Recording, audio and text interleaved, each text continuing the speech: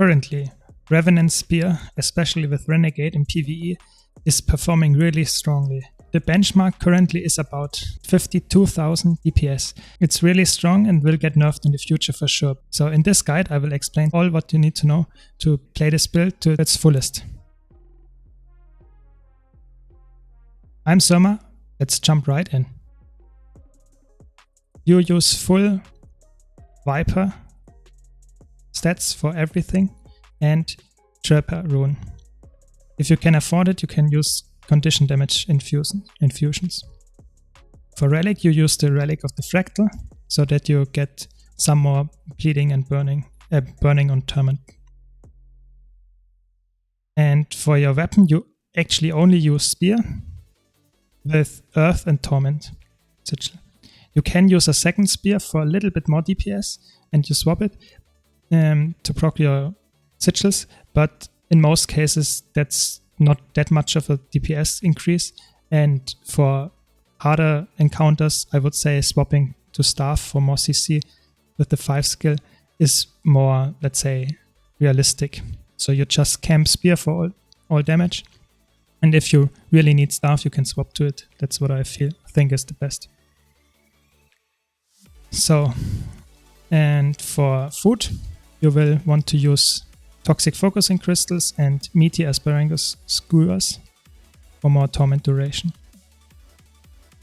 So these are the traits. You take Corruption for more damage, and then you take Invocation for more energy and more damage, and of course Renegade for a lot more damage. So be sure to check out the description because I will put the build template there and also the link to the written guide of the Snowcross website, which is always a really good resource to look after for builds in PvE. So in general you will try to cast the 5 as your main damaging skill as often as you can, as well as the 2. Both of them just do damage. And the 2 also resets your 5 skill cooldown. Furthermore, you will cast your 4, which is also a CC, and some damage.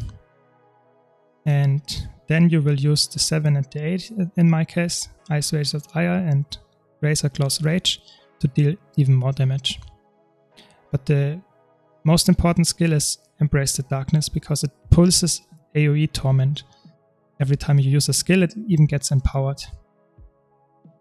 So in general, you want to use that as much as possible. So regarding the rotation, you start with your opener in Legendary Renegade stance. First you will cast Ice Razor's Ire and then the Spear 5. After that you immediately cast Razor Claw's Rage and swap to Legendary and Demon stance. Then you are in the loop, so to say. In Legendary Demon stance you will cast Embrace the Darkness as fast as you can and leave it on until the energy runs out. You should cast Spear 2 and Spear 5 off cooldown. In Legendary Demon stance you also want to cast the Spear 4 once. As always, if you cast Embrace the Darkness, you want to maximize the number of empowered pulses. So that's why you want to cast one spear skill and then your auto attack once. And another spear skill following it. Once you're below 10 energy, you swap your stances. In Legendary Renegade stance, you will cast, just like in the opener, Ice Razor's Ire and immediately after that Razor Claw's Rage. Your Spear 2 should be cast off cooldown, but your Spear skill 5 should not be cast off cooldown. It should only be used twice while you're in the Legendary Renegade stance.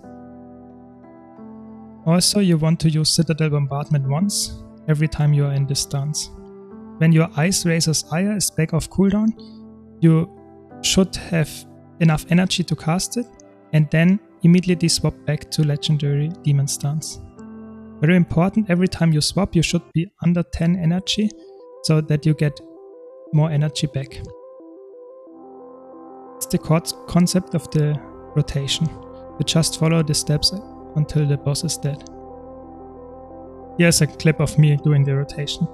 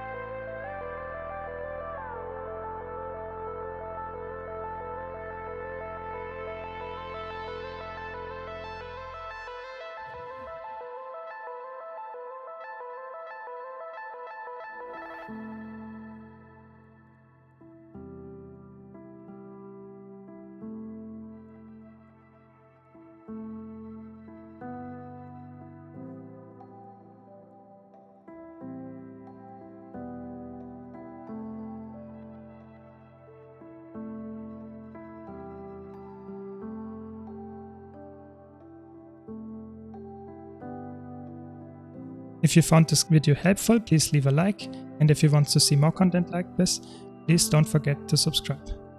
Thanks a lot for watching.